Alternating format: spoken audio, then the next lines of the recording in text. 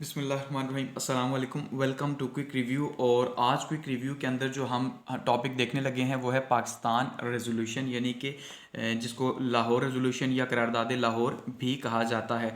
तो चलिए क्विकली जो है इसका रिव्यू लेते हैं और स्टार्ट करते हैं और देखते हैं कि ये क्या है। तो इससे पहले हम पिछले टॉपिक्स को वन बाय वन जो है वो डिस्कस करते हुए आते आ रहे हैं। तो आज हम जो है वो 1940 के ऊपर पहुंच चुके हैं और ये 1940 का सबसे इम्पॉर्टेंट इवेंट रहा।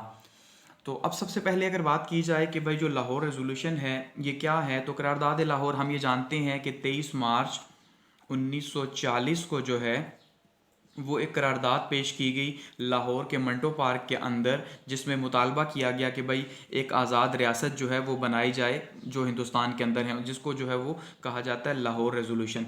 ठीक हो गया जी।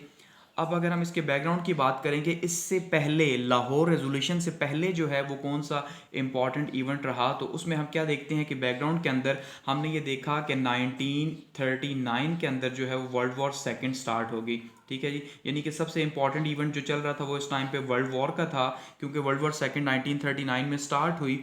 तो उसके नतीजे के तौर पे क्या है कि जो इत्तहादी फ़ौजें थी, यानी इत्तहादियों में जो सबसे पहले नंबर पे थी वो हमें पता है कि हुकूमत बरतानिया थी, यानी कि जो यूके था वो खुद सबसे पहले शामिल था। तो इत्तहादी होने की वजह से अब इसके ऊपर बहुत ज़्यादा प्रेशर आया। तो जब प्रेशर इसके ऊपर आया तो अब ऐसे में जो है वो हिंदुस्तान के अंदर जो इससे पहले हुकूमत चल रही थी, यानी जो कांग्रेस की मिनिस्ट्रीज बनी हुई थी 1937 और के इलेक्शंस के नतीजे में, जो 1937 टू 1939 तक ये मिनिस्ट्रीज रहीं, तो कांग्रेस ने क्या किया था कि अपनी बातें मनवाने के लिए वर्ल्ड वॉर सेकंड में बरतानिया को प्रेशराइज करने के लिए, अपनी बातें मनवाने के लिए उन्होंने क्या किया कि बरतानिया के ऊपर प्रेशर डाला। तो बरतानिया ने उनकी बातें नहीं मानी, तो उन्होंने क्या किया 1939 के अंदर जो है वो अपनी सीट से इस्तीफ़ा दे दिया। इसमें क्या हुआ कि जब इस्तीफ़ा दिया तो ये जो 2.5 साल हैं असल में ये मुसलमानों के ऊपर जो है ये बहुत ही ज़्यादा मुश्किलात भरे गुजरे, यानी कि हिंदुस्तान की तारीख़ के अंदर हम ये मान सकते हैं कि इतने ज़्यादा मुश्किल हालात मुसलमानों के लिए नहीं थे जितना कि ये 2 साल मुसलमानों के लिए गुजरे 1937 टू 1939 कि तरह तरह के मसालिम किए कि जिनका हम जिक्र कर चुके हैं।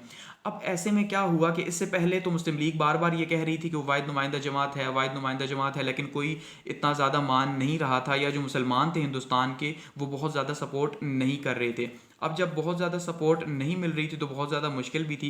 अब ऐसे में क्या हुआ कि जब कांग्रेसी वजारतों ने इस्तीफ़ा दिया, या 2.5 साल का रवैया जब मुसलमानों ने देखा कांग्रेस का, तो ऐसे में जो है मुसलमानों का पूरा एक रुख हुआ मुस्लिम लीग की तरफ ही, कि हकीकत में जो मुस्लिम लीग है वही जो है मुसलमानों की वाहिद नुमाइंदा जमात है, ये मुसलमानों को रिप्रेजेंट करती है।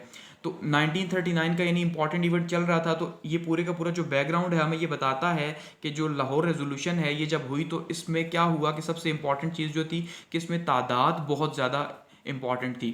जो नंबर्स थे वो बहुत ज़्यादा थे, और नंबर्स क्यों ज़्यादा थे, क्योंकि उससे पहले जो कांग्रेस एट्रॉसिटीज़ थी, जो कांग्रेस की वजारतें मजालिम थे, उससे मुसलमान अब तंग आ चुके थे। तो जब लाहौर में जो है वो सालाना इजलास हुआ मुस्लिम लीग का, तो इस सालाना इजलास के अंदर जो है वो क्या हुआ कि बहुत बड़ी तादाद के अंदर जो है वो मुसलमानों ने शिरकत की, तकरीबन यानी कि कोई 1 लाख के करीब जो है मुसलमान इसमें शामिल हुए। तो ये 22 और 23 मार्च को जो है मुनक्किद हुआ मंटो पार्क लाहौर के अंदर, या इकबाल पार्क भी जिसको कहा जाता है।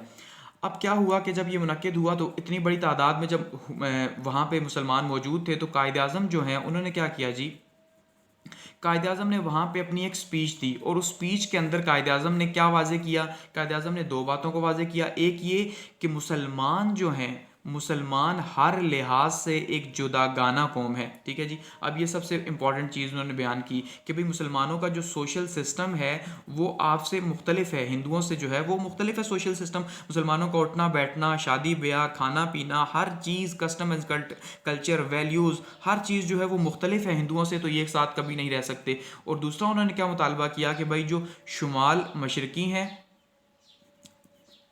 शुमाल मशरकी या शुमाल मगरबी जो इलाके हैं जहाँ पर मुसलमानों की अक्सरियत है, ठीक है, यानी कि नॉर्थ वेस्टर्न और नॉर्थ ईस्टर्न जो इलाके हैं, इन इलाकों को क्या किया जाए जी, इन इलाकों को आज़ाद जो है वो किया जाए, और आज़ाद करके इनको अपना आइन बनाने की इजाज़त दी जाए। यानी पाकिस्तान का लफ्ज़ इस्तेमाल नहीं किया, लेकिन ये कायद आज़म का मुतालबा था। ठीक है, उस टाइम पे जो है ये मुतालबा किया गया, और इसमें जो बहुत ज़्यादा पेश थे, यानी कि जो ये रेजोल्यूशन पेश की वो किसने पेश की, चौधरी फजलुल हक ने पेश की, जो कि वज़ीर आला बंगाल थे उस टाइम पे।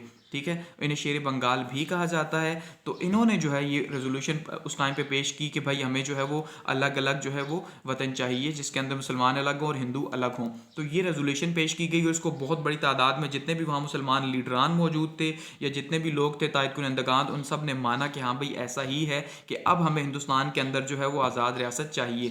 تو اگر ہم اس کے رزلٹ کی بات کریں تو سب سے پہلے اگر اس کا رزلٹ بات کریں کہ بھائی کانگریس جو ہے، کانگریس نے اس کے اوپر کیا ری ایکشن دیا. کانگریس نے اس کو کہا کہ بھئی یہ تو ہندوستان کی تقسیم کی بات ہے، کہ یہ تو بالکل ایسے ہی ہے جیسے جو ہے وہ ایک ماں کے اوپر جو ہے دو بھائیوں کا جھگڑا ہو تو وہ اس کو جو ہے وہ تقسیم کرنے کی بات کریں، تو ایسا نہیں ہو سکتا. انہوں نے بہت زیادہ سخت ری ایکشن دیا.